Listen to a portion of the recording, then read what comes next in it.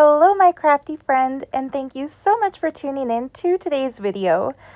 The papers I'm holding up right here are my newest printable kit, plus one of the envelopes from my previous printable kit, which is antique Japanese envelopes.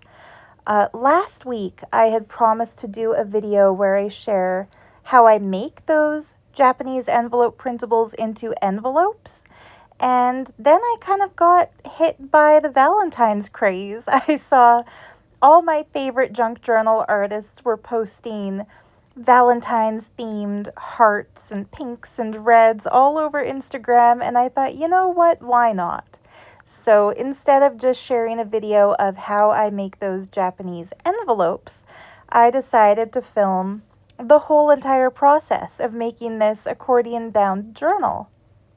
So yeah, I had planned to walk you through every step of what I'm doing verbally, but I kind of sped up the footage a little bit. I didn't increase the speed except for when I do fussy cutting things or things that are really self-explanatory and obvious. I wanted to show you in real time how I actually put a book together, like a little bit of the planning and fabric positioning and contemplating, for example, where that little Cupid brooch is going to go, how I should angle this fabric.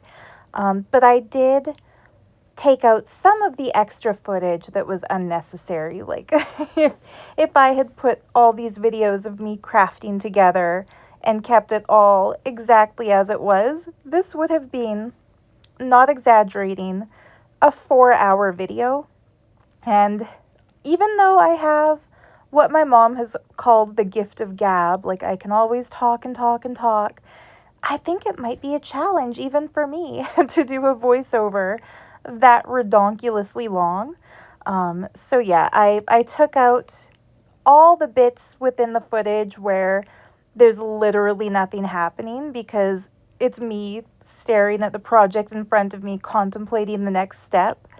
And I also, like, see just then how it kind of faded to a new scene. That's because I didn't realize that my hands were out of the camera frame as I was going through this lace, trying to pick which part of it I want to put over the red sari fabric. But anyway, maybe I should tell you what exactly I'm doing here. So I decided to make one of the accordion style journals that Heather, whose channel is called Ruby and Pearl XO. You probably follow her already if you're into this junk journal thing. If not, I will put a link to her channel in the description. But anyway, yeah, last week I watched a video of hers where she made the signature piece to become an accordion bound journal, and it looked intriguing to me, so I thought I'd make one. But her video only included the tutorial to do the signature, not the covers.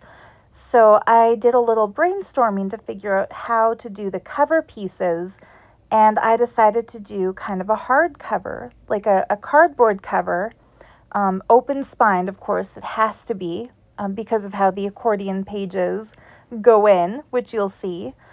And yeah, I thought maybe I would just do a little tutorial for how to do the cover, but when I put more thought into it, I realized I can't do that without also showing what the pages are. So yeah, here we go. It's the entire start to finish process of making this little book.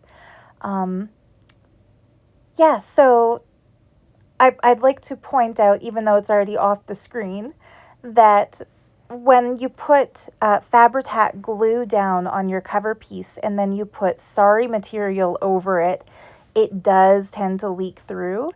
And so what I'm doing is holding up little elements, like this is a heart-shaped earring that I found in a junk jewelry jar in a thrift store.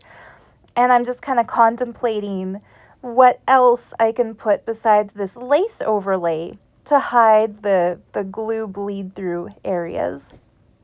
So yeah, I know some artists will just leave it because it's the beauty of junk journals is that they have little imperfections like that, and we accept them and we love them anyway. But there are some things that I just can't find the aesthetic value in, and I think crusty glue coming through the fabric is one of them. But yeah, you'll see me struggling a lot with my Fabri-Tac in this video.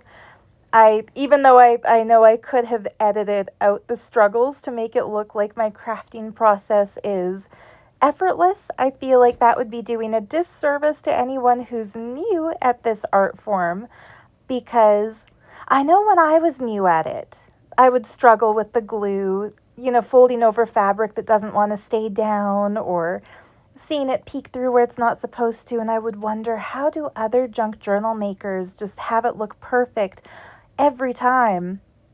Well, this is 7 years into my junk journal making journey, and it still doesn't look perfect, but I've embraced the imperfections and also found little workarounds, little cheats to, make things work anyway. So yeah, this is one of my tips. You see how the mesh didn't want to stay glued down because it would stick to my fingers when I pressed it.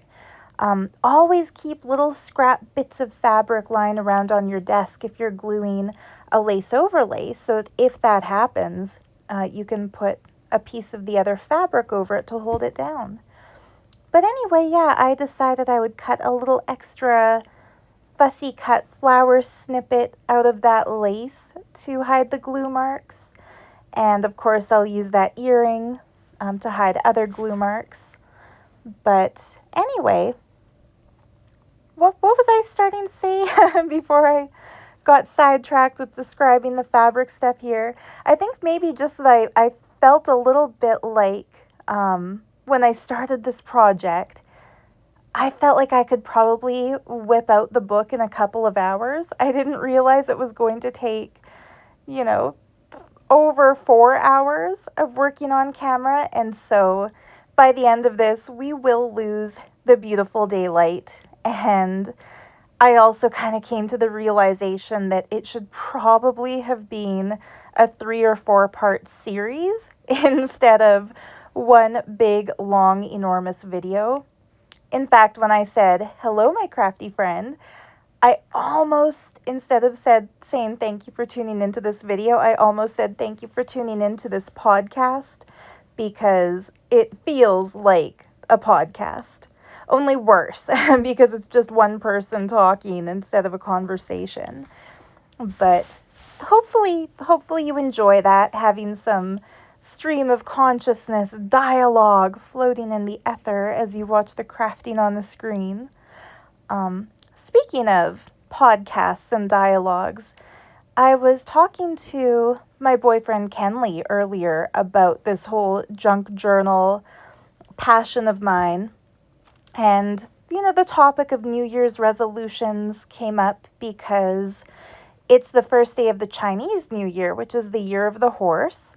And that's known to be a year of movement, like forward motion, goal setting, achieving your desires, or furthering your career, furthering your ambitions. And yeah, the topic of job satisfaction kind of came up. And I told him that I feel a little bit conflicted about the junk journals, because while I feel absolutely creatively fulfilled, like, there's not a journal that I make that I don't look at afterwards and think, wow, and that's it. That's exactly what I was going for. So I feel very creatively fulfilled by them, especially my recent foray into studying Japanese aesthetics and the Japanese textile art, and all the research I did for the Japanese themed journal that I made, including the miniature kokeshi dolls hanging from it, and the old Sumi e-art pages that, oh my goodness, like, they're just stunning, right? So I feel creatively inspired and quite passionate about what I make, but I do feel like there's a bit of a lag when it comes to trying to grow my YouTube channel. And yeah, it has led me to a bit of burnout when it comes to crafting. Like, it's hard to feel inspired and excited about what you're making if you feel like there's no point to it, if it's just gonna sit in a drawer with an Etsy listing that doesn't sell. So we were brainstorming, what could I possibly be doing differently to increase the views on this channel, for one thing. I still feel like I don't really understand how YouTube algorithms work. They say I did some research wondering, why is my subscriber count not growing? Not that I don't appreciate you, my regular. I'm sure there's probably like 3 or 4 people who are going to watch this entire video to the end, and I could name each of you by name, but I won't embarrass you like that in this voiceover, except for my Auntie Mary Lynn, because I know she loves it. But I know there are like 3 or 4 of you who watch every video to the very end and say, like, they can't be too long. You can talk for hours and I would enjoy it. But for those who don't like that, so apparently, according to my Google research, the average viewer on YouTube is more likely to click a video that's under 10 minutes long than a video that's over half an hour. And like 99% of my videos are well over half an hour, probably closer to the 50-minute mark. And also, apparently, the most active day on YouTube for viewer engagement and people, clicking on new content creators they haven't watched before, apparently that day is not Saturday, but Wednesday. And Saturday, apparently, is like the lowest view day for YouTube. Like, you are the least likely to grow your channel and get new subscribers and new viewers if you upload on Saturday.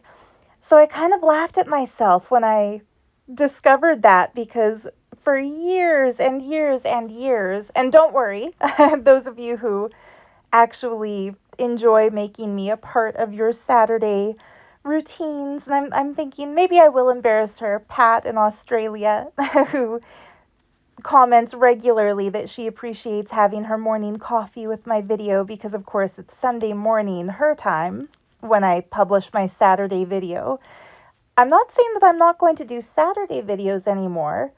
And for those who love these long content videos that you can turn on and watch. Oh, look. That was when I discovered that there was a peacock in this magazine from the 1960s that I'm going to use for my pages.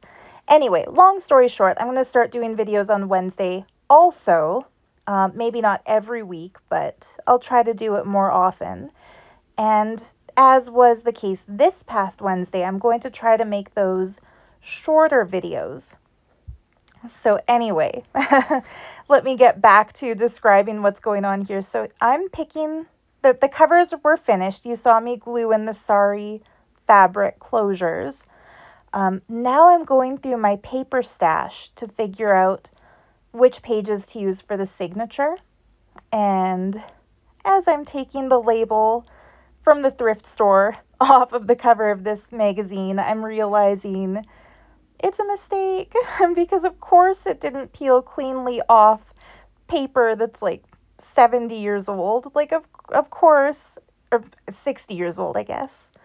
But no worries, because I'm not even going to need that part that I accidentally ripped a hole into. Although, wouldn't that hole make the perfect little window? Like, if that was a page in a book, you could see through to the following page because of that little ripped out part. But anyway, yeah, let me tell you what I'm doing on screen here. I'm making sure that the pages are the same general height as each other. The length doesn't really matter, but they have to be about the same height so that they fit properly into the cover pieces. And I'm trying to include a variety of paper that all looks a little bit neutral. Some that are totally blank, some that are neutral. So yeah, the 1960s magazine page, obviously for a Valentine's Day journal. I couldn't not buy that magazine when I found it for $1. But this paper I'm cutting right now, that was also a thrifted find from a thrift store in the mountain town of Pincher Creek, Alberta. The envelope is something I coffee dyed. Ooh, and now we're coming to my favorite page. Look at this. It is from a songbook from the 50s, and I couldn't decide at first between I Get a Kick Out of You or the I don't know how to sing You Do Something to Me. I should have read the music first so I'd know. But I decided, you know what? I'll use the You Do Something to Me page. And the other one, I will start a giveaway envelope. Oh, and this is for my friend Nirvana. Nirvana, see that beautiful image of the little girl blowing bubbles with her father? So yeah, it is February, and I didn't even plan this. I just kind of realized it now because I saw a post about Black History Month just earlier today. But when I went through the songbook to find a good love song to include in the Valentine's journal, I saw that song and the picture of a little girl with her dad.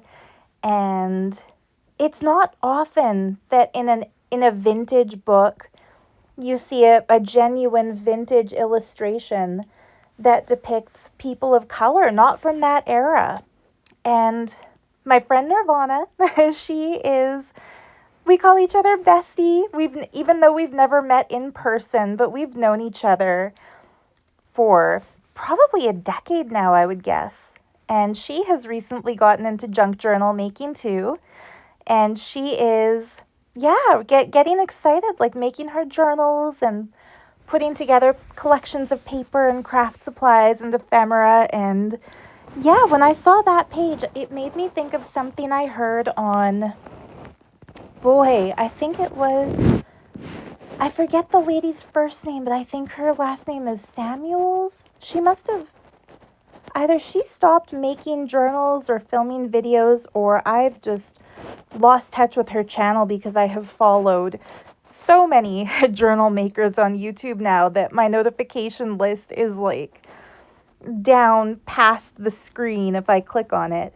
But yeah, she had said that one of the challenges for her when it comes to making junk journals is that she loves using genuine vintage ephemera, not just printables, but that as a Black woman, she just feels kind of put off by the fact that when she goes looking at genuine vintage ephemera, all the illustrations and all the cool old books only show white people. So, Nirvana has not made that same complaint, but I can't help but think it's just kind of special to get something that represents people of your ethnic background. I had a really good friend named Jennifer when I lived in Vancouver who was also Black. And she, like in Vancouver, that, really does make somebody a minority. There's not the same, at least not back in the early 2000s, not the same population there that you would have in New York, where my bestie lives. And she and I were at a bookstore once. We went for coffee and then we popped into a metaphysical bookstore. Really cool place. Like if you're ever in Vancouver, it's called the Naam, Naam, which is the Sanskrit word for name. It's like a 24-hour vegan restaurant cafe. And it's attached to a bookstore called Banyan Books. And it's a spiritual bookstore. They have books representing every religion, every world tradition, as well as things like singing bowls and prayer beads and crystals and tarot cards. Like it's my happy place. So yeah, we popped into Banyan Books after having, I think, coffee and dessert at the Nam. And there was one book in particular that really caught her attention, and she was flipping through it, and it was a book of Zen sayings to incorporate into your daily life. Like, one of those books where you can open it to any random page and there's a mantra and some kind of guiding message for you for the day. But the book turned out to be illustrated with cartoons. And all the cartoon people in the entire book were white people, which is kind of weird, right? Because Zen is a Japanese tradition, but this book was clearly written by and for a new agey Westerner of that time. And yeah, she kind of put it back disappointedly and said, no, I can't get into it if I feel like it's not for me. And that really struck me because, we hear people talk about inclusivity and representation, but I think that was the very first time in my entire life, pardon me for going on a bit of a rant here, but my life of white privilege, it was the first time I'd ever heard somebody articulate that feeling of being excluded. You hear about people feeling excluded by snobby cliques at school or by mean people or, by people who are literally, blatantly, deliberately being exclusionary. But it was the first time I'd heard somebody say that she felt like something spiritual that should be for everyone wasn't for her, because nobody of her race was represented in the cartoon illustrations. And Jennifer and I, we lost touch years and years and years ago, around the time I was in India. That's a whole other story for a whole other podcast. But that one statement she made in Banyan Books, it has stuck with me this entire time, and it is the reason why all the printable kits that I create, all the printable kits that I design the images for, like obviously not the printable kits that I've scanned antique documents or antique images because that can't really be helped, but printable kits like my Peacock Fashion printables or like the Paper Doll Fashion Girls printables. I make a very deliberate effort to include beautifully dressed women of every possible ethnic background. I'm thinking the mermaid printable kit that I made too, like mermaid is coming up, so I might just do another under the sea themed journal. But yeah, that's why people might wonder, why do I so obviously include a blonde, a brunette. I almost said a brunette. I don't do the blue-haired girls. I'm so sorry if any Smurfs are watching thinking I don't represent them. But yeah, I try to include a blonde, a brunette, a redhead to cover the white bases, and also a light-skinned black girl, a dark-skinned black girl, a light-skinned woman from India, a dark-skinned woman from India, and a light-skinned Asian girl and a dark-skinned Asian girl, because, it's not just race, it's also colorism that really plagues especially women of those ethnic backgrounds, because, oh man, how did I get on this topic, Nirvana? Look what you did. By getting into junk journals and telling me that you're making journals, you put it in my head to start collecting things to send you in our next letter. And now I'm going on a whole rant about colorism. I bet you're laughing. I bet you're laughing at me so hard because you're thinking of all the things you'd say if this was one of our WhatsApp calls. I'm like, oh, don't forget to say this. But I'm probably forgetting to say all of it. But yeah, because of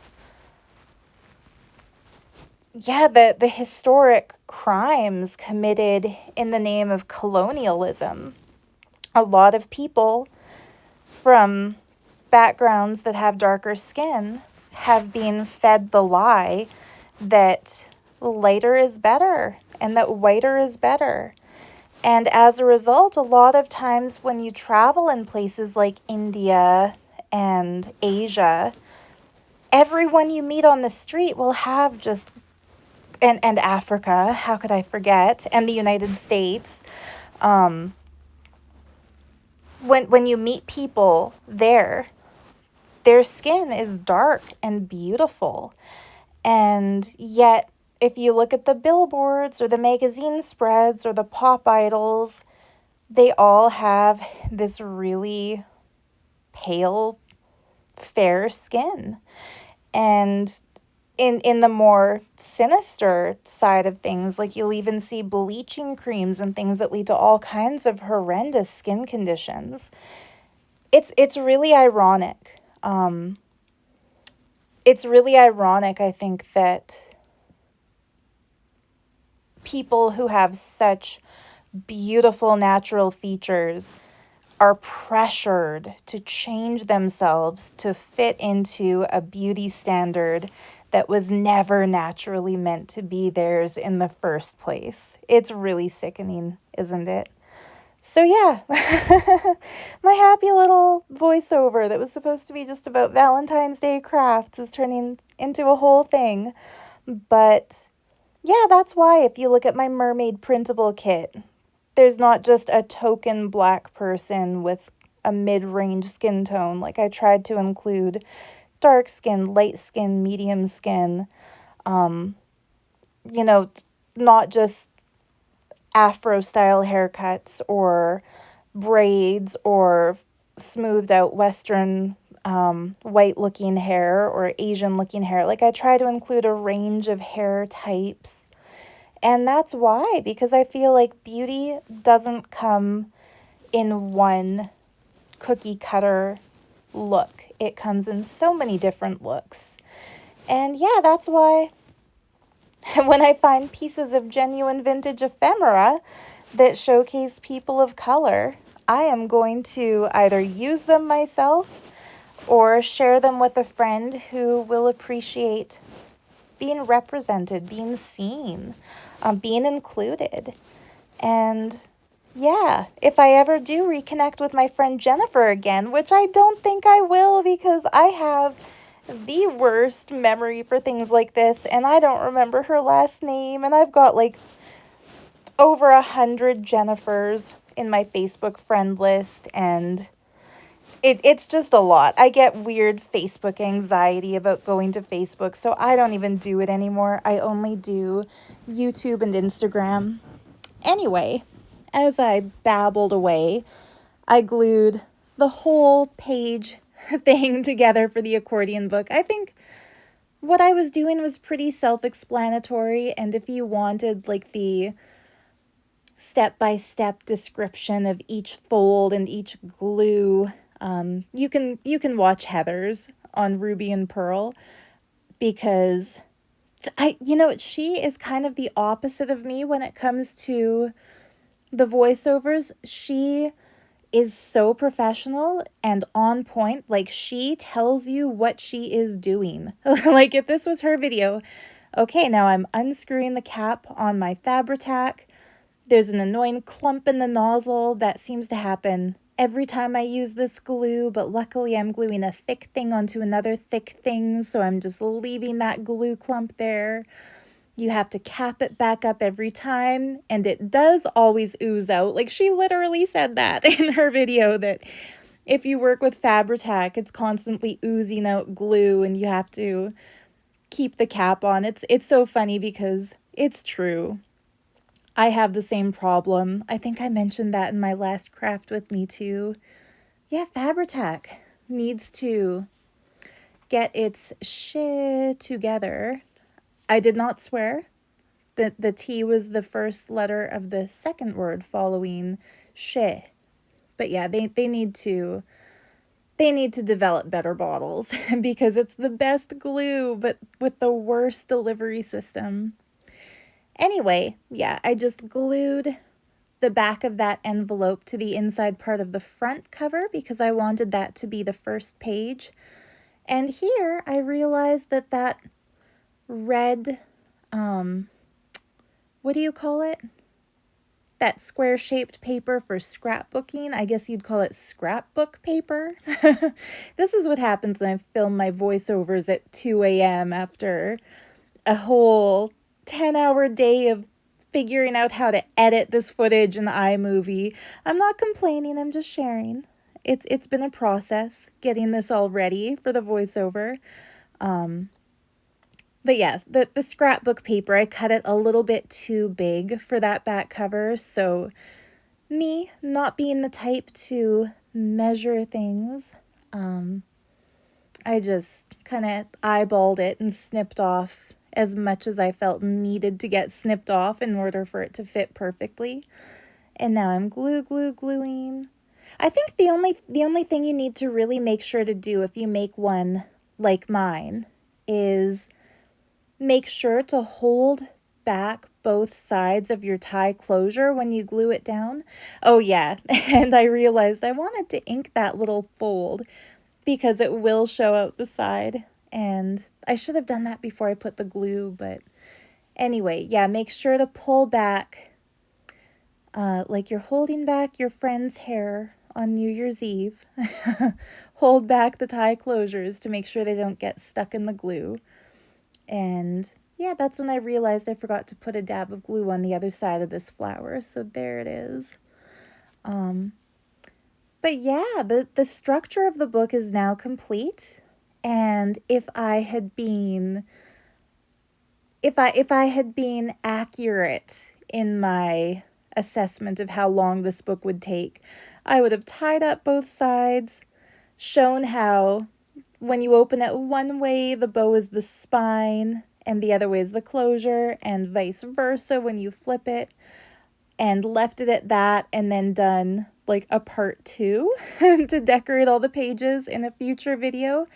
But no, I thought I can do it all in one. And so I was going to say, and so you're stuck with me for over an hour in this video, but who are we kidding? You're not stuck. You have free will. You can turn this off and watch something else, or mute the audio and put it into double speed and listen to your own thing as you watch it.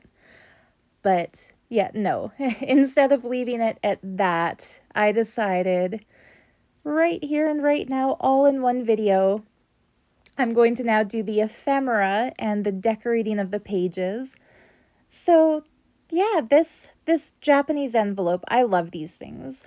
I love these antique envelopes. They're made out of a sort of tissue paper that, I said this in the video where I shared the Japanese journal that I made. I can't tell whether the outside paper of the envelope was originally meant to be a light color, but over the years, it's been over a century that these envelopes have existed. Either the bright color from the lining paper has like seeped into the neutral outer layer and kind of tinted it a bit, or maybe the outer layer was originally the same bright color as the lining. See what I'm pointing at there? That little bit that you can see? That's the lining peeking through from where I scanned the envelope. And then I created a whole page of just that color that peeked through that was the lining, to create the lining in the printable kit. And then I printed it double-sided on rice paper, so it has that really authentic Japanese paper feeling to it. But yeah, they're just beautiful things. And I mean, you don't need to print the lining. Also, you could leave it as just one layer of paper. And you don't have to print it on rice paper. You could print it on any kind of printer paper. But it really does feel like the real deal when you do it this way. So yeah, I just cut them out both at the same time together. That seemed to be the easiest way I could think of doing it. And now I'm gluing the lining to the outside part of the envelope first before I glue the envelope shut. And that way the lining's not going to slip out every time you put something into or pull it out of the envelope. So that's important to do, but also important to do is make sure not to accidentally glue the thing shut at that seam, because you want to be able to open it or to slide paper into it all the way to the bottom. So before I fold the outside layer onto the inside, I'm doing my favorite trick to do anytime I glue something, and that is cut a piece of plastic exactly to the size of the thing I'm gluing down so I can put it between the two layers and avoid accidentally gluing my piece shut. Like when you're decorating a book too, this is helpful. Before you move on to another page spread, just put a piece of plastic down so the thing you glued on the previous page doesn't rip the paper across from it. I hope I'm saying all of this articulately enough. I wasn't exaggerating when I said I'm filming this late at night. But I'm a night owl. I think a lot of us crafty ladies are night owls because it's a bit hard to get into making something when it's time to prepare dinner, or there's people out and about in your space talking to you and things that need to be done. For me, I love to craft and be creative and learn about the materials I'm working with, and study and contemplate what I'm creating when I have a completely empty environment. And there's just something about those wee hours of the morning, like after midnight before going to sleep, when everyone else is sleeping. There's just something magic in that time to me. I've always been a night person. Let me know. Are you a night person or a morning person? I see some funny, our smartphones are too smart. It's almost eerie how smart our smartphones are, because I've started getting memes in Instagram that make fun of morning people. And the latest one said something like, it was a little video and it said how night people act when the morning people are sleeping. And it shows a guy like tiptoeing through his house to go into the kitchen to pour himself a glass of water. And he opens his cupboard so gingerly. Oh yeah, I'm just showing you the other papers. So that was vintage wallpaper. Vintage doilies that I found thrifted. I make a very strong point of holding some up to show that I'm putting them in the giveaway envelope. I will get to that as soon as I finish telling you about this funny thing that I saw on Instagram. So yeah, this guy, like tiptoeing quietly, like if a video could whisper, it would have been whispering. He tiptoes in sock feet to the cupboard and opens the cupboard so slowly and carefully, takes out a glass in slow motion to make sure that it doesn't clink against any of the other glasses, and then pours himself a glass of water, and then carefully sets the cup down again in slow motion, puts a little napkin under it so that it won't make a sound clunking on the counter, and then tiptoes back to bed. Yeah, and the caption says, how night people act when the morning people are sleeping. And then the next scene says, how the morning people act when the night people are sleeping. And it shows them banging their vacuum cleaners against the wall while stirring pots of whatever in the kitchen and making their smoothies in their loud blenders and yelling across the house at each other. And it's so funny, isn't it? How there's like an inherent misconception in society that if you sleep in late in the morning, it means you're a lazy person. And yet a lot of us who sleep in late in the morning, it's because we're up late at night working. Like right now, I know I'm going to sleep in tomorrow because I'm up late working. I will be up past 3 a.m. completing this voiceover and making sure this video is ready to go. And yet most people would assume, if you're sleeping in that late, well, you were up all night playing video games, or you were up all night wasting time or whatever. There's our giveaway envelope. Okay, before I go on a whole other tangent here, the giveaway. So yeah, I'm putting together this envelope of stuff for maybe you, well, definitely one of you.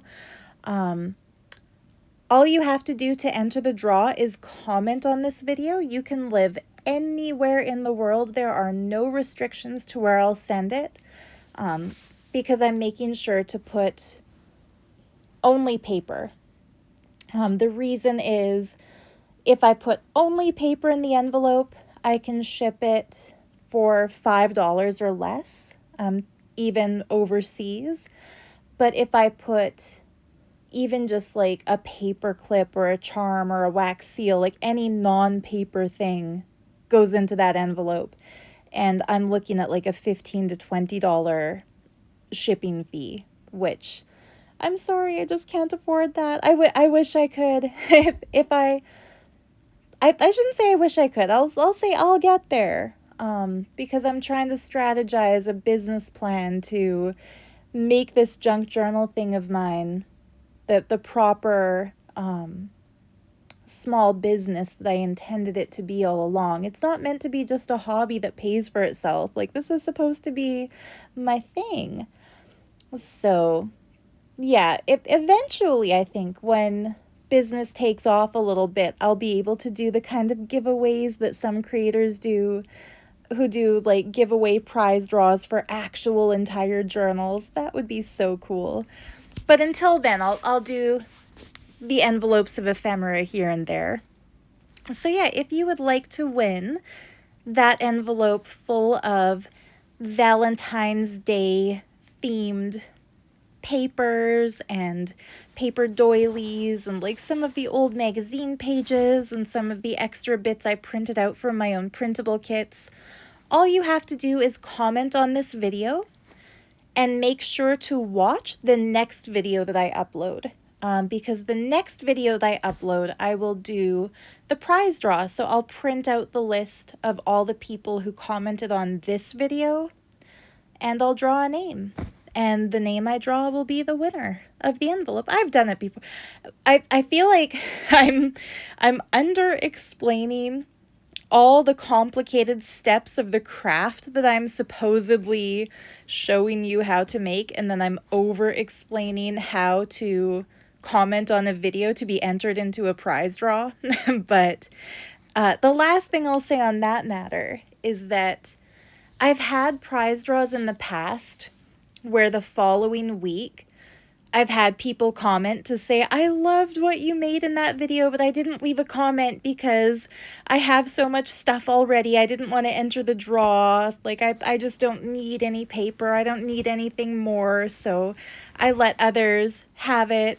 Please don't do that. I need your comments. I need the comments in order for the algorithm to pick up on my channel and see that it has active engagement. Otherwise, poor little Sarah's journals might not be anymore. I might have to go find a day job or something if I can't make a real go at this. So if you feel that you just don't want that envelope full of goodies, you're welcome to leave a comment anyway, and encouraged to. Just say in it, you know, please don't enter me into the draw. I just wanted to say, and then whatever comment you want to say. That would be wonderful.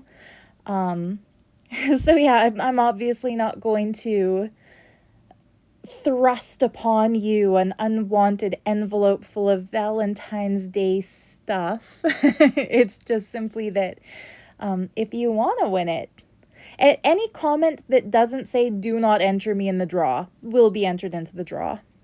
Look how cute that Victorian village is. I'm definitely going to do something with those Victorian village illustrations. I'm thinking, so yeah, Heather of Ruby and Pearl XO, she was one of the first junk journal artists I learned to make journals from. Just this past winter, for the very first time, I saw a video of hers from 5 years ago where she made the cutest little vintage paper, like Victorian cottages. And I thought, oh yeah, see this little paper that says 1994 in blue needlepoint? That's going in the giveaway envelope. I hope whoever gets it has either some nostalgic connection to 1994 or like knows somebody who does. That would be cool. But I am not saying not to enter the draw if you don't have a connection to 94, because come on. But anyway, I saw that video and thought, I would love to do a whole little journal of little miniature paper houses. And I've got so many random paper scraps now from projects that I had to trim the edges of, like music paper, ledger paper, old French book pages. And I've been looking for something to do with them that does justice to them, like something cool, not just using them for the sake of using them up, but that will make them into something special. So I think I'll have to do that. And yeah, seeing those little mini Victorian houses in that old cross-stitch magazine kind of sealed the deal. It reinforced that idea that that's a project on my future roster. So yeah, this little journal was inspired by Heather's accordion book that she just posted, and maybe an upcoming journal will be inspired by those very, very old little French cottage tags that, probably everybody else in this junk journal community is over already because they're from so long ago that it's been done. But why not? Why not bring that back? Maybe people still keep making them. I know, things that are timeless always have a way of coming back, right? Like it doesn't matter if something's been done before, because when you're making it out of unique crafted materials and you're interpreting it in your own style, it's never going to be exactly identical to somebody else's piece. Like, I bet every single one of us who makes one of these accordion journals will have a totally different accordion journal at the end of it.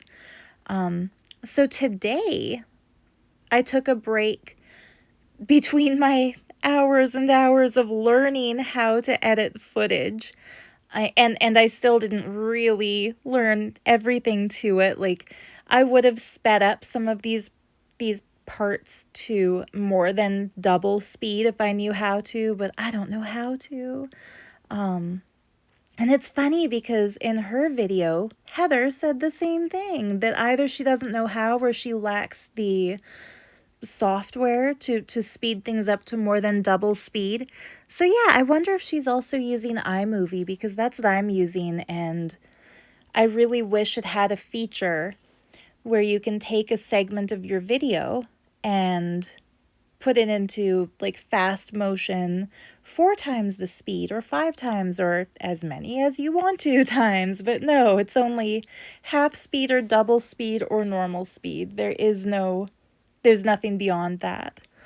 But anyway, I took a break amidst my editing adventures and checked YouTube, and lo and behold, she posted the part 2 of her accordion journal book.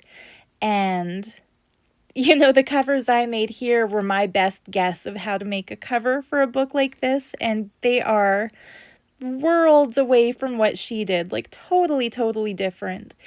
And that just made me think, we really do all have our own styles and our own interpretations of crafts. And I did an experiment once. This was, I think it was in Vancouver, and I think it was my friend Jennifer who helped me with it. So there was a time in the before times when, before I was junk journal making, that is, when I was a professional tarot card reader, and I did a lot of spiritual kind of stuff in my life. And one of the things I got really passionately interested in was the concept of automatic drawing and automatic writing. It still fascinates me, by the way. So if you're not familiar with the concept, automatic drawing is when you sit down with a drawing instrument of some kind, like a pen, a pencil, paint, and a paintbrush if you want to get really artsy. Isn't that cool? Sorry, that blue Valentine. That's scanned from one of my original pieces, and I put another print in the envelope. But anyway, you sit down in front of a blank page or a blank canvas, and without any preconceived plan for what you're going to put down in visual imagery. You just allow yourself to flow the art into creation. And it's very meditative, it's very relaxing, but it can also be very surprising what comes out of your pen or pencil. And so yeah, they call it automatic drawing.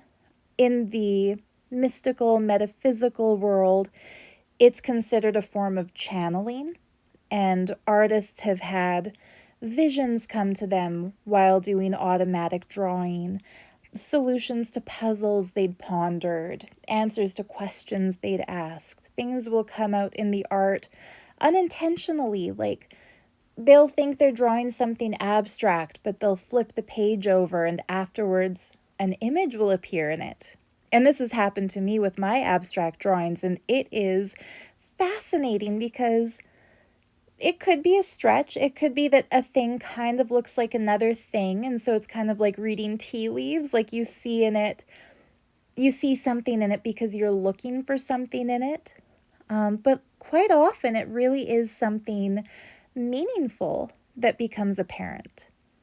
And one of my favorite art movements, it's a Canadian movement. Go Canada! I'm stuck in Alberta, but I'm a very proud Canadian and hope to stay that way. If you're not familiar with Canadian politics, my province has the most messed up leadership of this country, and there are actually yokels around here who think it would be a smart idea to separate from Canada, which is just ludicrous. But anyway, a Canadian movement from, I think it was around the 1920s or the 1930s, maybe even earlier than that. I'd have to revisit my art history. But they're called les automatistes, and that's French for the automists or automatic artists. And their entire art movement was about creating art in a state of receptive creative consciousness and just letting the paintings flow through their hand, basically making themselves channels for the art to come through. And they're credited as being one of the very first purely non-representational or non-objective abstract artists in the art movement. So prior to Les Automatistes, we had Impressionism, which was kind of like the first breakaway from representational art having kind of the goal of being an identical replication of the natural world, but beautified through the lens of ideal lighting and ideal poses and beautiful textures and beautiful colors. Impressionism was that first diversion from that, where it was more about the play of light on the subject matter and seeing the impression of what you see rather than the detailed, exact technical rendering of what you see. And then from there, cubism and surrealism and all kinds of fun movements that stretched reality in a way that allows us to see things almost in a dreamscape sort of a way. But Les Automatistes were really the first who, and of course there were people throughout the world. I'm not saying that Canadians invented abstract expressionism, but it was a forerunner in the world of art as far as doing abstract, not as an abstraction of what already exists, but as a thing in and of itself. Anyway, before I go on this tangent, that really cool little bus ticket that I glued down, I made sure to put glue only on the top of the ticket because those cute little bus driver men or whatever those are that say like go on them, maybe train ticket collectors, they were so cute. So I thought, whoever gets the book, which I know now is Casey, I hope you love that, Casey, that if you flip those little tickets up, you can actually see the little British vintage man on the back of the ticket strip. But yeah, as I was saying, so they were among the first to do spiritual art and not hide the fact that they were doing it as a form of channeling or meditation. So yeah, super cool. The point I was getting at with this, I said I did an experiment once in Vancouver, and then I went way off on a thing about les automatistes. So my friend Jennifer was an event planner, and she knew how to do things like book corporate spaces and promote events and yeah, just put events together. And she was really into my art. Like, she would watch me draw sometimes, and all of my friends would back then. Like, anytime I went for coffee with somebody, or if I was like going to the park to meet people to go for a walk, I would always carry a sketchbook with me and do some drawing. And she would ask, like, how do you do that? Like, it's so intricate, it's so detailed, it looks so planned, but it doesn't seem like you have a plan. And I would try to explain, like, you just let it come through. Like, you just sit and put the pen on the paper and you decide you're going to draw, so you draw. It's interesting how there are things that some people can do that seem almost magical or amazing to other people, but to the people doing them, it's so natural that you would never imagine not being able to do it. And I think this could be aphantasia related. So, okay, another tangent before I tell you about this event my friend Jennifer helped me put on, where I did the automatic drawing experiment.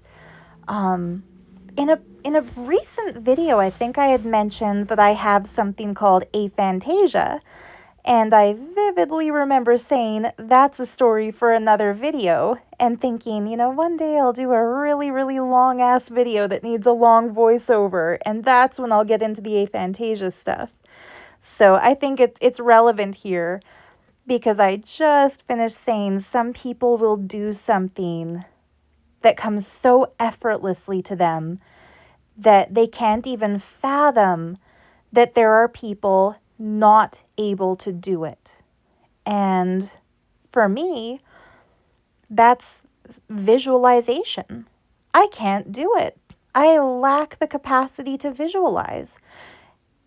It's a condition called aphantasia, and it affects the last I looked, I think it was less than 1% of the population have this particular neurological condition.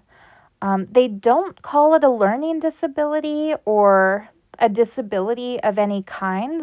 It's not categorized as a mental illness or a mental disability. It's kind of like if somebody's colorblind, they don't call that a mental disability. It's more just a weird neuro physio thing. I don't even know what to call it. I have an uncle who's a neuroscientist. I should ask him, how do you categorize a neurological divergence? Maybe that's it. Is it a neurodivergence?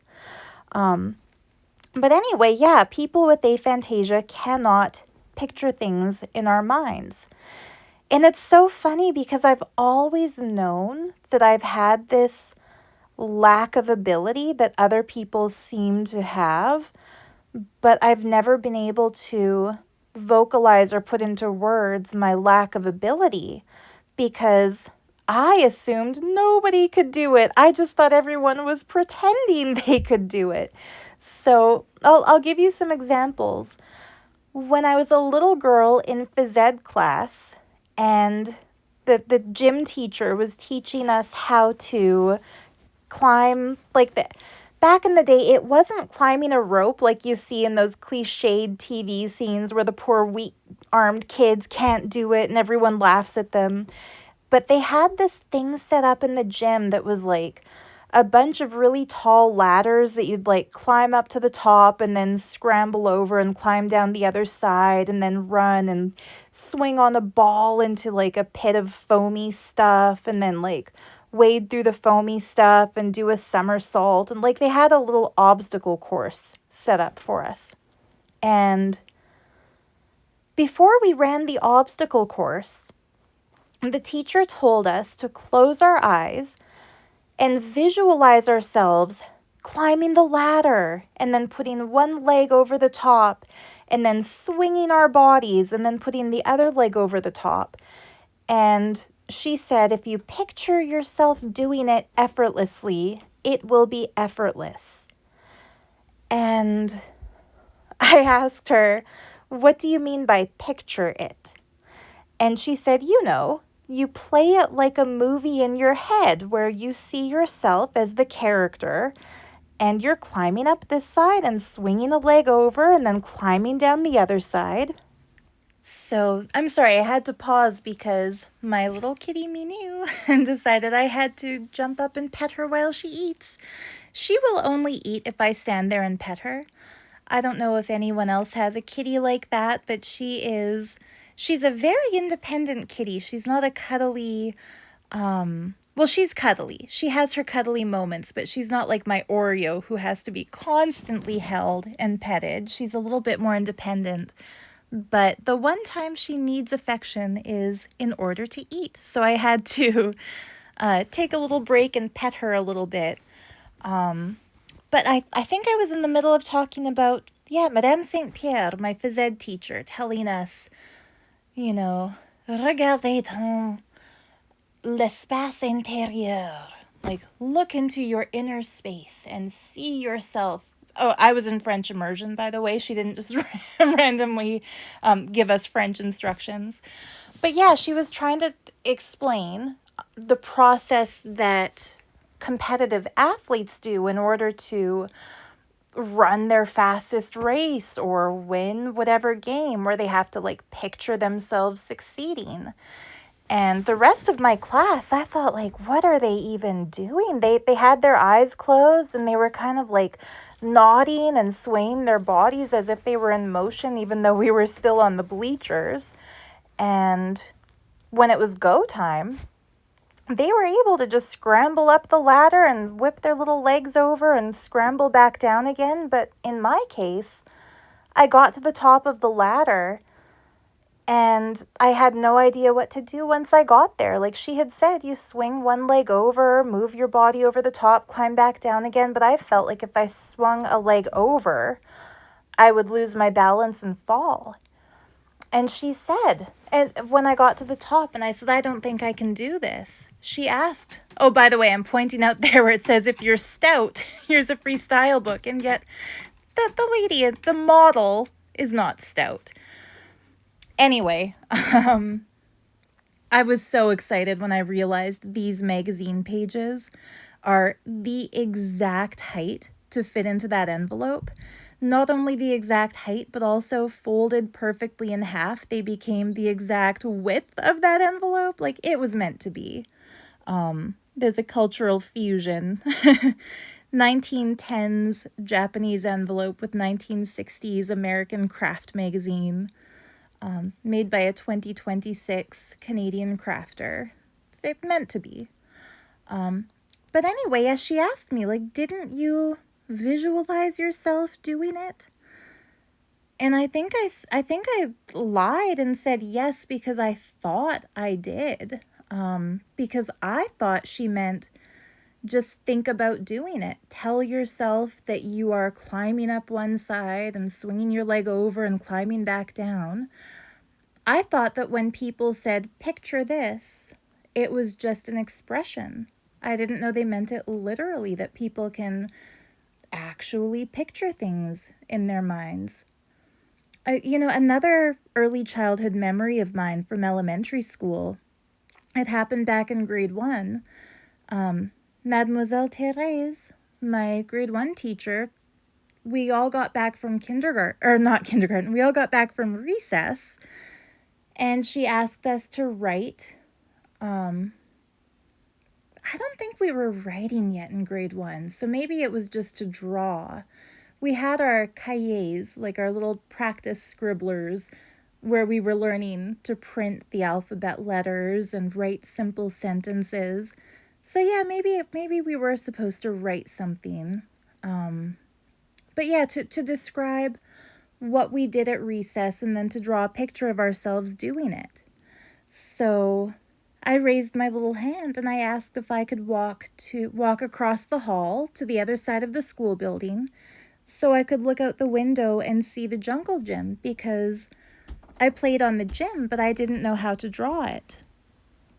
Okay, sorry, I had to pause again because Minu is going a little bit wild in here.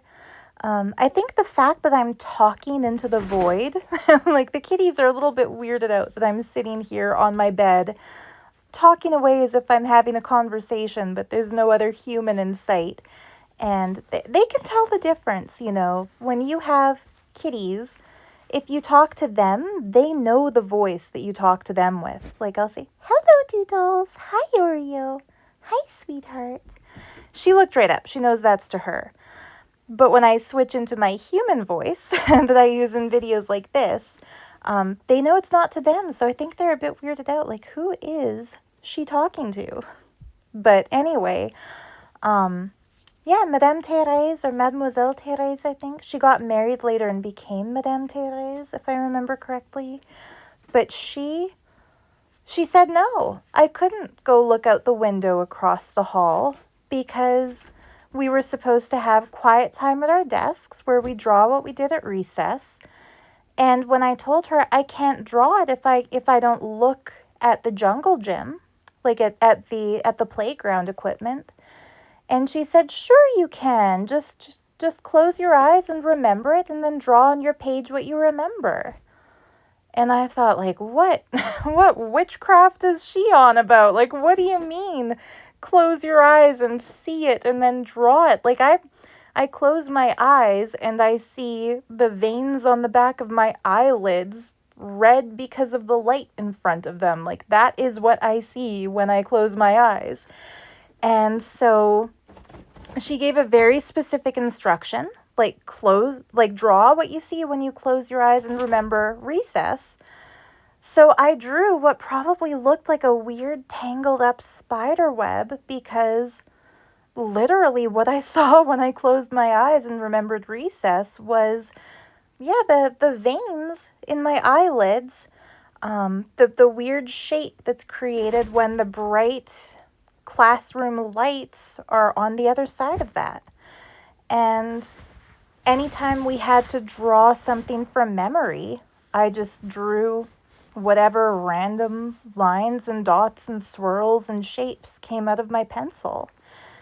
It's interesting because years and years later, like within post 2020, my mom and I were at my Auntie Mary Lynn's house for our weekly Friday night coffee. And out of the blue, Mary Lynn says to us, "Picture a beach and tell me what you see." And I think I went first.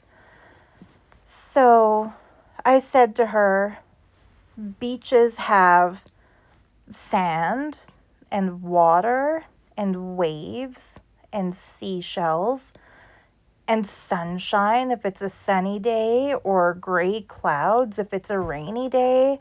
I mean, people bring umbrellas and towels to beaches." And she, like, her eyes got big and she said, "Oh my God, you have aphantasia." And I said, "I have aphan what?" Like, what's that? So she had found an article. I'll have to ask her, or no, I'm asking her right now because she does listen to my videos. Maybe let us know in a comment, Auntie Mary Lynn. She can validate this memory of mine, this story I'm telling about that coffee night. Yeah, I think maybe it was a Facebook post, but she had come across an article that said you can find out if your friend or relative has this condition called aphantasia, where they're unable to picture images in their mind, by telling them, "Picture a beach and describe what you see." And if the person has aphantasia, they will give a list of things found on the beach, because their understanding of the world doesn't come through a visual means. It comes through language. memorized words relating to places and things. Whereas a person who doesn't have aphantasia will have visual memories of things, like they can see the beach in their inner eye and they'll have a clear picture of what's at that beach. So the fact that, like, if I'm told picture a beach and tell me what you see, I think, well, I mean, the sky could be cloudy or it could be sunny depending on the weather. Like, this beach might, some beaches have rocks and some have sand and some have cliffs behind them and some don't. Some have palm trees if it's a tropical beach. But that's because my association with the beach are the things I've learned beaches have. Whereas people without aphantasia who can picture a beach, like when you heard me start telling this story, you might have even started to picture a beach yourself and see the things that you would describe being there. And so apparently people without aphantasia will say, you know, I see waves rolling in and sand beneath my feet and the sun is shining above or whatever. Like they'll see it in their mind's eye. Well, with aphantasia, it's like your mind's eye is blind. You do not have visual capacity. And it's interesting because I think maybe the reason I've always been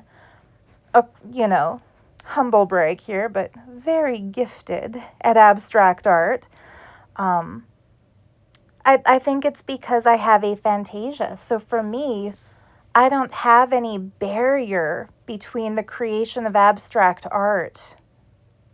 There's no barrier of a preconceived idea of what it's supposed to look like. So when it comes to automatic drawing or automatic painting for me, I don't have any conflict between what I put on the paper and what I want to see because there's nothing. There's nothing in my mind that I want to see on that paper. I'm not imagining or picturing or planning a composition. I'm just going for it. It's just whatever comes out, and it's random.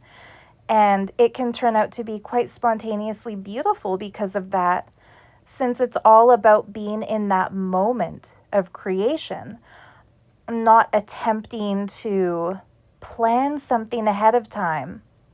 So it makes representational art very difficult because I can't remember what things look like and then recreate them. But it makes abstract art quite easy. So anyway, back to the original. I'll share one more aphantasia related thing before we move on. I decided meditation was not for me because a class friend of mine, also named Sarah, who I attended art school with, we went to the Emily Carr University of Art in Vancouver. So this other Sarah, she knew I was also into kind of spiritual stuff, and she was very, very into Buddhism.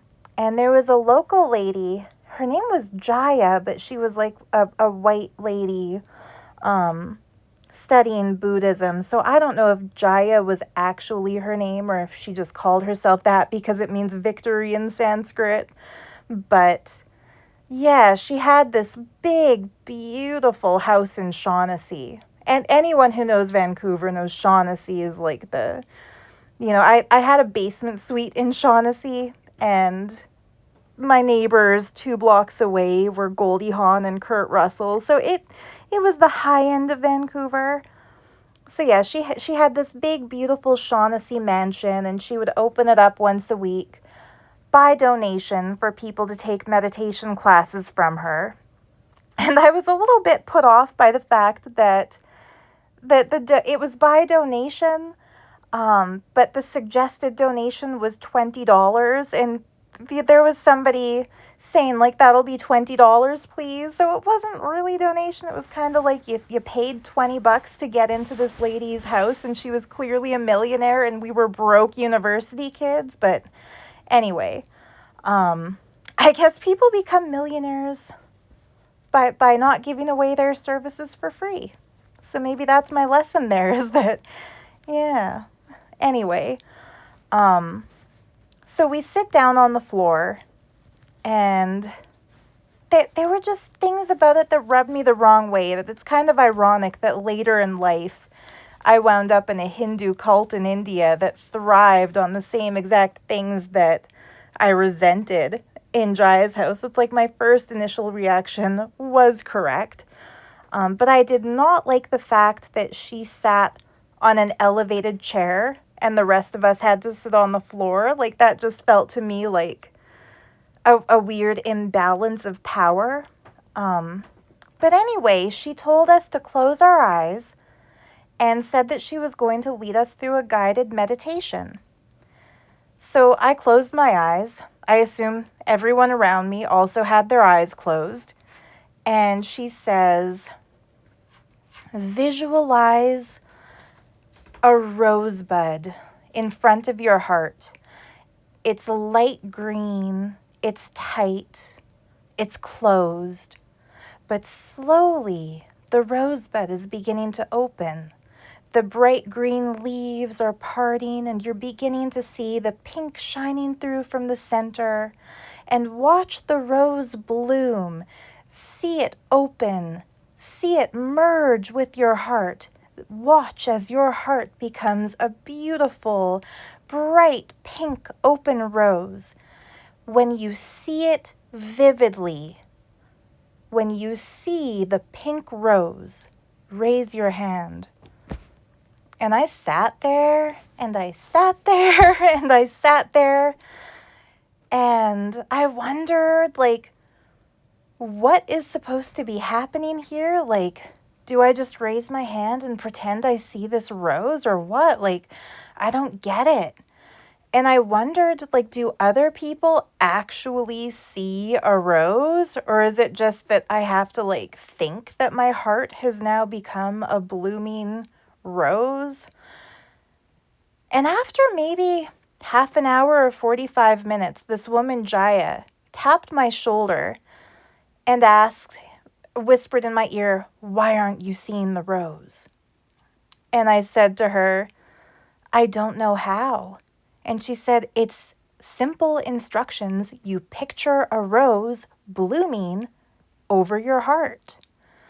And I said, I hear the words you're saying, but you said to raise our hands when we see it, and I don't see it. And she said, well, you're distracted then. You have to get rid of your distractions and see the rose.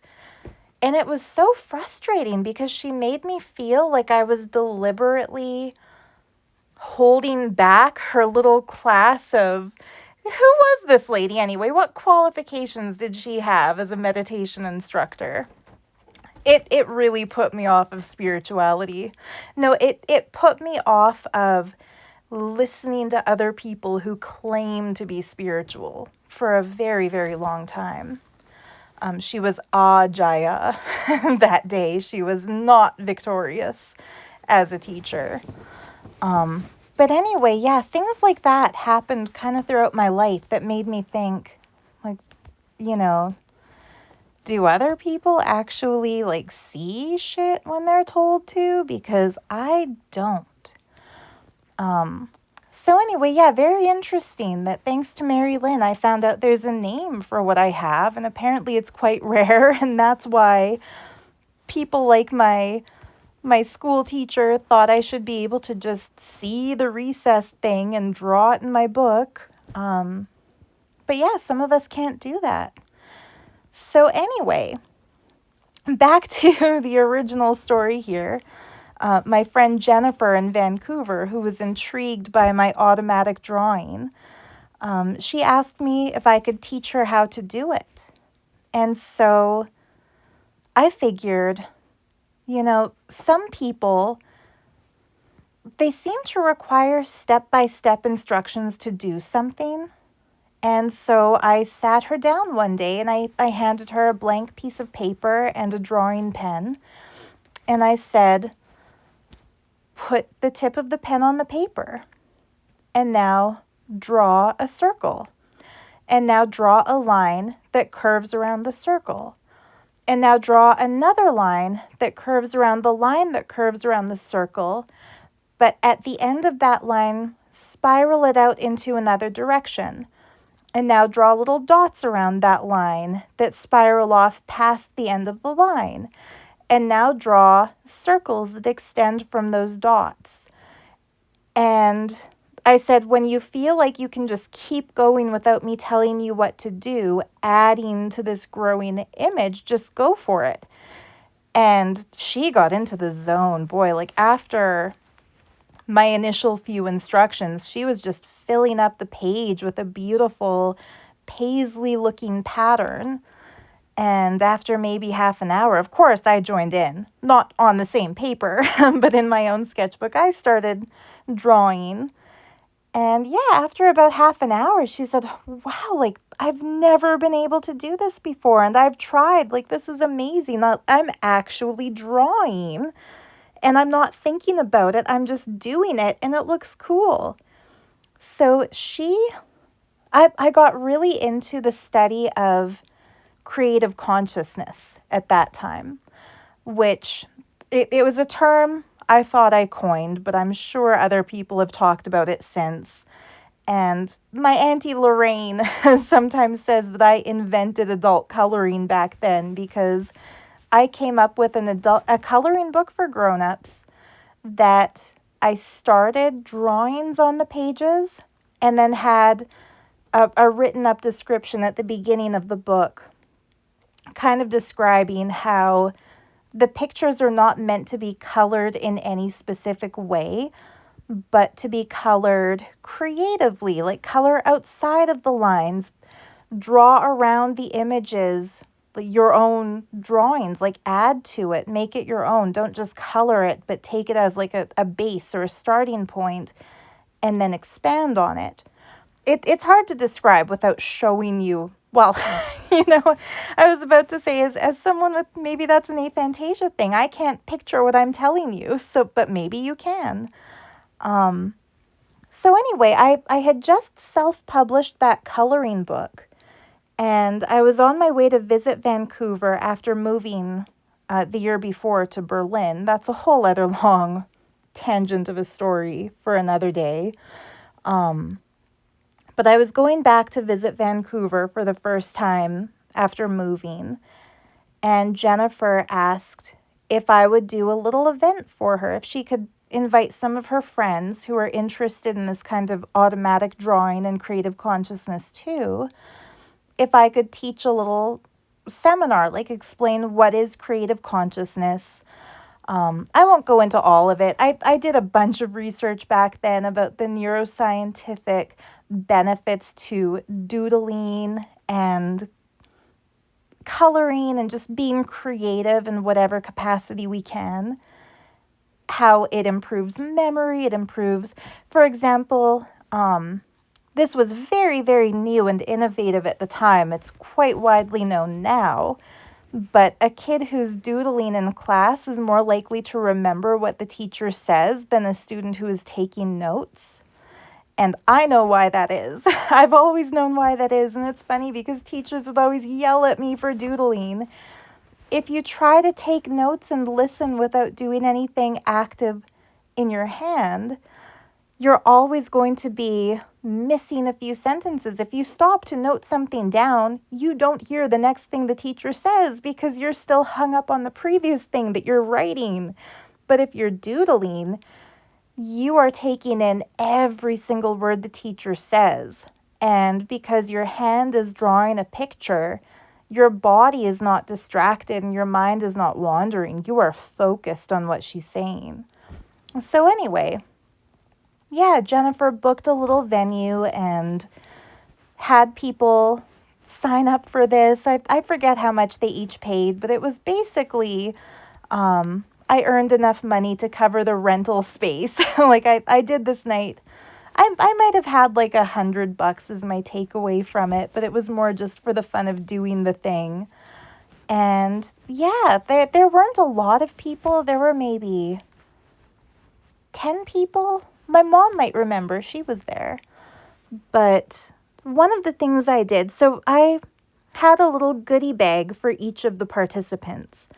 And in the goodie bag, there was a little set of dollar store colorful plasticine, a little pack of pencil crayons, a pen, a pencil, and a sketchbook. And I told them, like, I'll tell you all about creative consciousness and read you the intro to my book, and we can do chats and Q&A, but one thing I'd like you to do is that the entire time we're here, the entire time that I'm talking, just do something with those craft supplies. Just play with it. You can take the plasticine and make a little sculpture. You can take the pen or the pencil. Oh, and there were little mini watercolor palettes. It was all just stuff from, I don't think it was a dollar store. I think it was like a craft supply store, but the kids section, so the cheap stuff. Yeah, watercolor palette, and I would have had like little cups of water and paint brushes for them. But yeah, I said just just don't stop doing something as I talk at you. So yeah, either paint or draw or sculpt, but don't let a moment go by that you're not doing something. Don't think about it. Don't plan it. Don't sketch it out first. Like, just go straight into it and do it. And at the end of this, I think it was a 2-hour evening. At the end of the evening, we did kind of an art school inspired critique where we each had a look at what the others had made. I remember my mom, like there was one person who canceled at the last minute, so I had an extra goodie bag, so she got one. And I don't think she'd even planned to stay for the event. My mom's kind of funny. She does not like listening to me talk. She would never listen to one of my videos the way my Auntie Mary Lynn does. I think back in that era, she told me that she tried to once and it got so annoying to her because she wanted to pause the video and converse. She couldn't just listen to it without thinking of 10 things she wants to say back. And she was like, no, you know what? I'll just talk to my daughter when I see her in person. So yeah, I think she was thinking she doesn't want to stay for that little class because it's going to be me talking and not conversing, and that might get frustrating for her. But she actually wound up staying for the whole thing.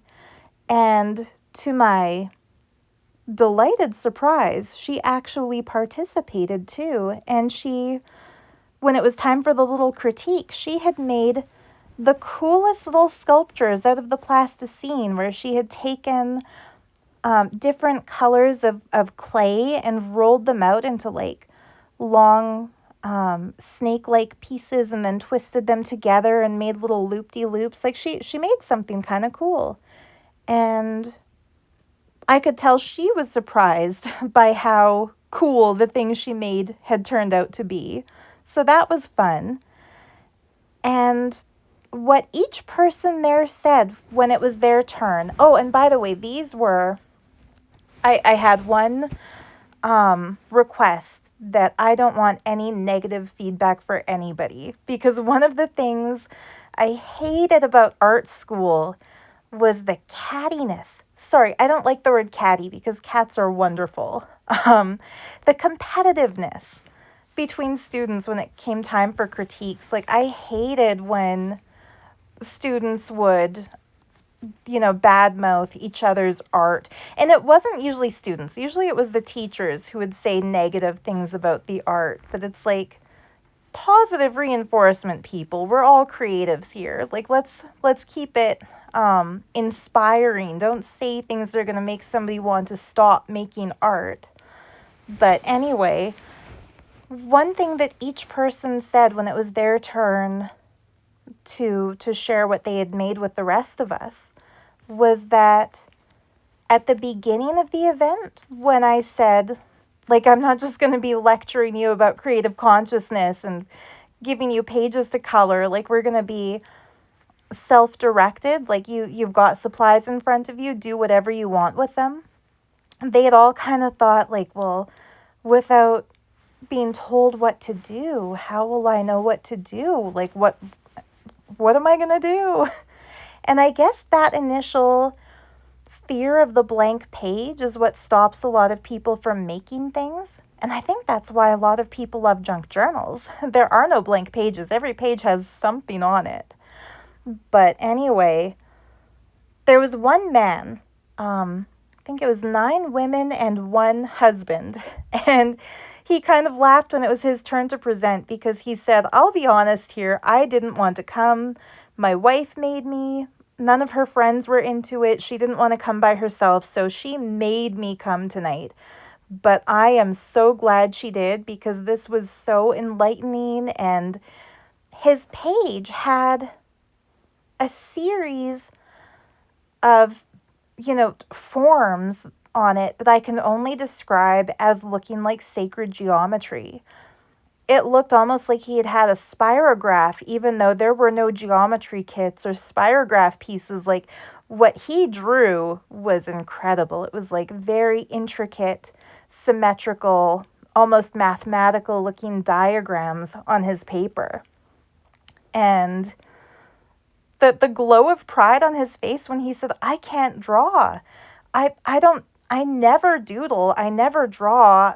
I never just sit and do anything like this. But once I got into it, I couldn't stop. And I'm going to show these off. And when I get home, I'm buying a sketchbook and I'm going to keep doing this because it was fun. And one of the people in the critique, maybe it was me, I think I tried to have them talk first because I had already talked, as I do in this video here right now. I had talked all evening, but I wanted them to have a turn. So it might have been me or it might have been somebody else who told him it looks like sacred geometry. And he, like, his eyes got so big and he said, no way. What is sacred geometry? So, of course, we had to go into it. These were the days before Google. I think we were a little bit more intelligent in the days before Google because we would have to remember things and put them in our own words, not just read them off a screen. So I described to him, sacred geometry is mathematical diagrams that represent universal concepts in a visual space using symmetry and, perfections of lines and curves that relate to nature, like the Fibonacci sequence or the distance between the Earth and the Moon and the complex patterns formed through the elliptical rotations of planets around each other. And he said, that sounds so cool. And that one of his coworkers had gone up to him the day before this event and said, hey, have you ever heard of sacred geometry? And he said, no, why? And that coworker said, I saw something about it yesterday. And, looking at you now, it just popped back into my head. And I think maybe there's something in it for you. Maybe you should look into sacred geometry. And he laughed and said he walked away from that encounter thinking, that's ridiculous, something in it for me. Like, I'm a rationalist. I'm not into whatever sacred. He assumed that by sacred it meant it was like a religious thing, like temple architecture or church architecture, which it is, by the way, called sacred geometry because stained glass windows and temples and cathedrals throughout the world have all had architects who follow sacred geometric principles, including the pyramid builders and ancient civilizations with stone circles and such. I could geek out about this stuff, guys. Junk journals are my craft, but the mystical stuff is still, I think, my number one. Maybe I'll have to do more journals with that sort of a theme. But anyway, yeah, he was blown away to have kind of his coworker's intuition was confirmed that sure enough, there was something for him in sacred geometry. Anyway, look at how I thought at the beginning of this that I wouldn't know what to say throughout this video because it's so long. And here I am approaching the end of the video realizing there wasn't a moment where I didn't know what to say. That's kind of cool. And Anyway, I had started saying earlier in the video that, oh yeah, by the way, on the cover there, how there's that pink heart behind the Cupid pin, I felt like I didn't want just red and white. I wanted to add a pop of pink in there too. So I pulled out that pink fabric and started playing with different shaped hand-cut hearts. One made it onto the cover, the other one goes into the giveaway envelope. But anyway, that one, see, it's just the perfect size for that Cupid. Anyway, yeah, Kenley had asked me on this New Year's Gong Hei Fat Choi, by the way, Happy New Year, Happy Chinese New Year. He had asked, what are my goals for the year? And I said I would like to become actually successful at junk journals. And he asked, like, what do I mean by that? Like, do I want to make them prettier? And I said, no, that, I mean, I'm happy with how they look, but I'd like to increase my subscriber count, actually sell them, most of them. Like, the last two have sold, and I'm grateful for that. But it would be nice if, you know, if more of them would. And he just had an idea pop into his head, and he said, you should start doing podcasts. And I said, like, what would I even talk about if I did podcasts? Like, tell people about the crafts that I'm crafting? And he suggested, why not do a podcast about journals, about junk journals, and have people come on as guests to interview other junk journal makers? And I thought, you know, that's not such a bad idea, because there are tons of junk journal makers who I follow. You know, Sheena at Luna Rosu, Heather at Ruby and Pearl, and so many. Aloha, she's one of my favorites. Okay, I'm talking beyond the images, so isn't that funny? I didn't think I'd have anything to say, and now I'm still talking at the end of all the video parts. But anyway, yeah, his idea is that maybe I start a podcast series talking about the junk journal world, interviewing other junk journal makers, and not an interview where it's like question and answer, but discussions, conversations with other makers. So that's an idea of mine, and I would love to hear your feedback about it if you're still listening to this at the end of all the babbling.